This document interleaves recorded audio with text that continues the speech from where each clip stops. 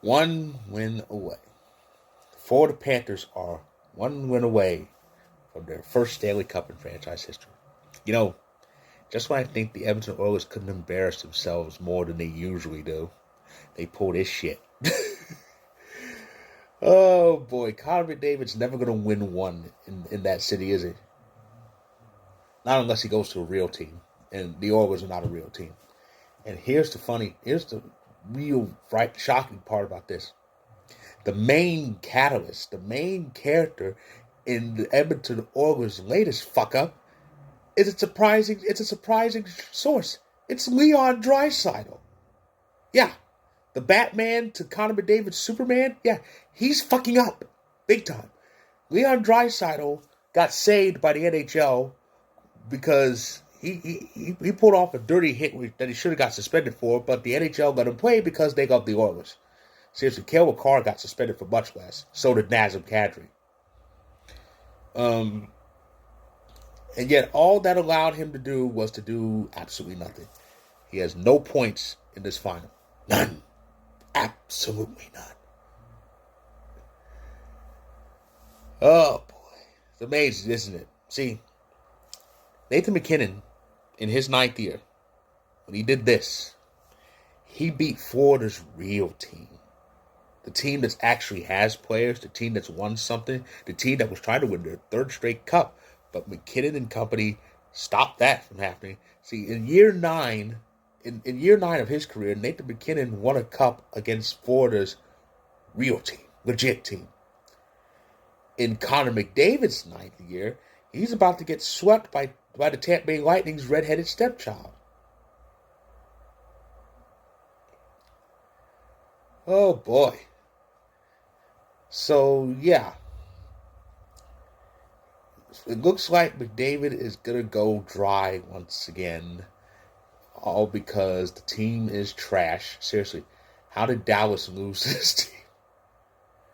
How did Dallas lose this team? See, I was gonna say how did we lose Dallas? I know how we lost. That's all Nichushkin's fault. If Nichushkin didn't have his head up his keister, we'd be on now. The Avs would be on now. And and Florida wouldn't want to play the Avs because the Avs are a real team. And it would be a repeat of '96 if it was the Avs in Florida.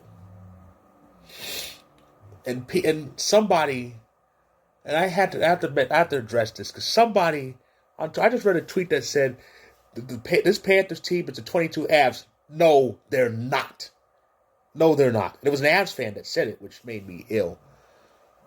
This team is nowhere close to the 22 Avs. The 22 Avs were deep. This Panthers team isn't. If you take Kachuk, Reinhart, and Barkov off this team, you know what you have? This year's Sharks. I don't know why people keep saying the Panthers are legit. They're not. You know how they got this? I'll tell you how they got this far. They beat a Tampa Bay team that we cooked. Okay? They were out of gas, sputtering. Okay? Anybody would have beaten them.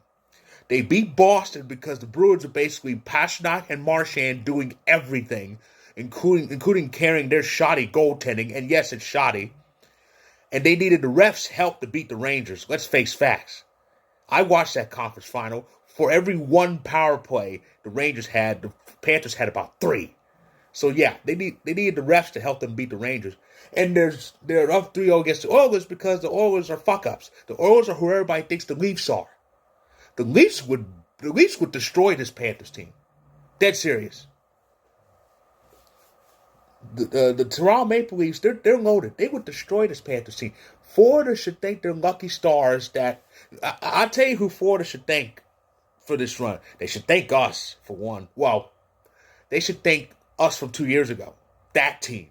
They really should thank us because if we hadn't cooked Tampa would have flattened Florida like they always do. Okay? They should thank the refs for A, sabotaging Toronto in that series against Boston, and B, helping them beat the Rangers. Because if that Toronto Boston series was actually called down the middle, Toronto would have advanced and we wouldn't see Florida. Leafs would have just got them out 4 straight.